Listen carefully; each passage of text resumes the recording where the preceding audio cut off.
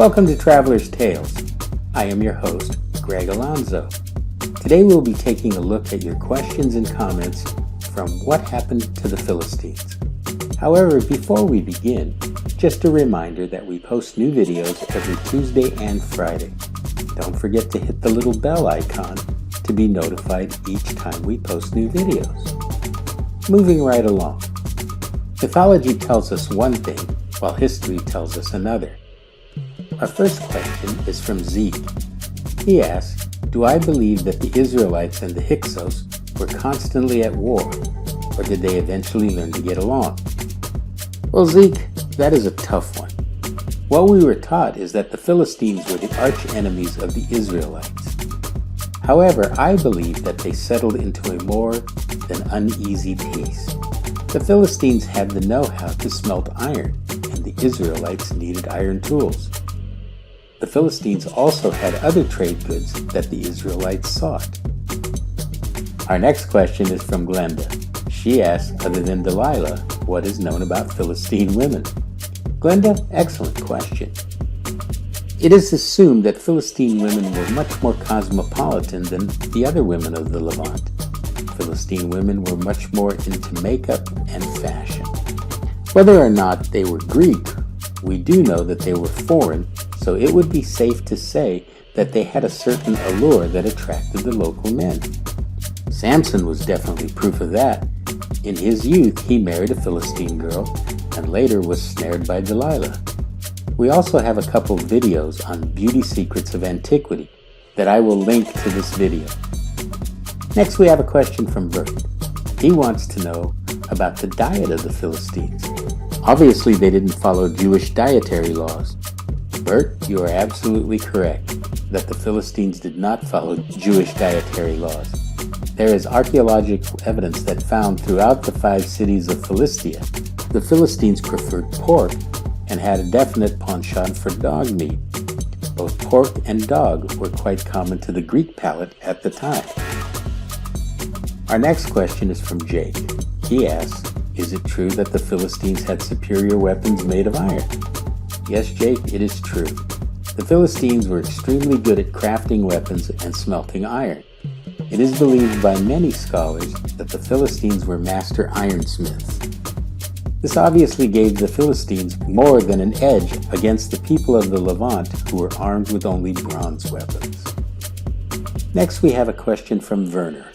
He goes on to say that he agrees that the Philistines were most likely from Crete. Quite a lot of evidence links the Philistines to this Greek island. Werner, you are preaching to the choir. I totally agree with you that the Philistines came from Crete. It is interesting that the style of pottery and other utensils that are generally in the same vein, as well as weapons and clothing. Let's see. Here's an interesting question. This one is from Juan. He asks, now that we know that the Philistines were an advanced group, how did they end up being stereotyped as backward and homeless? Juan, you pose a very interesting question.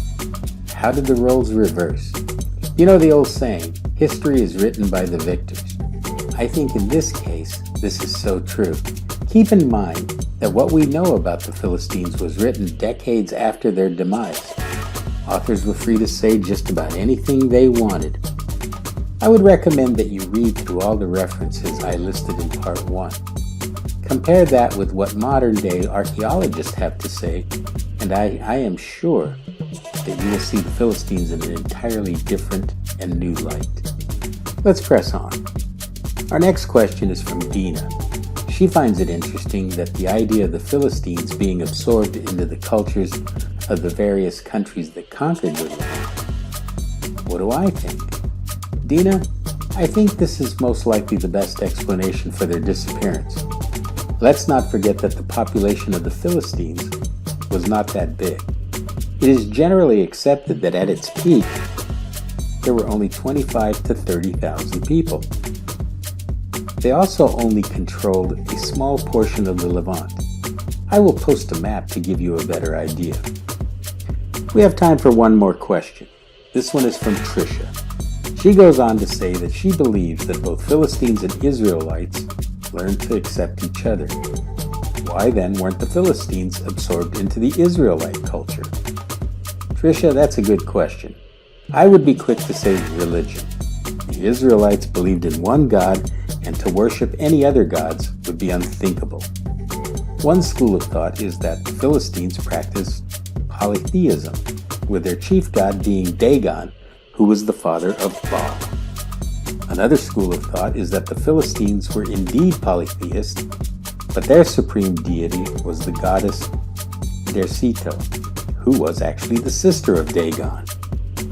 I would also include the dietary habits of the Israelites would be much too restrictive and made no sense for a people such as the Philistines.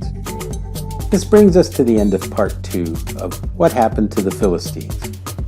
Just as a reminder, we post new videos every Tuesday and Friday.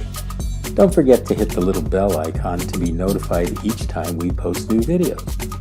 For your convenience, we have also posted our email address and Instagram information. If you haven't already done so, please like and subscribe to our channel. This is the best way to help our channel grow. Thank you for joining us in this edition of Traveler's Tales. Traveler's Tales will return with The Temples of Ancient Egypt. Until we meet again at the crossroads of folklore and history, Karatistos.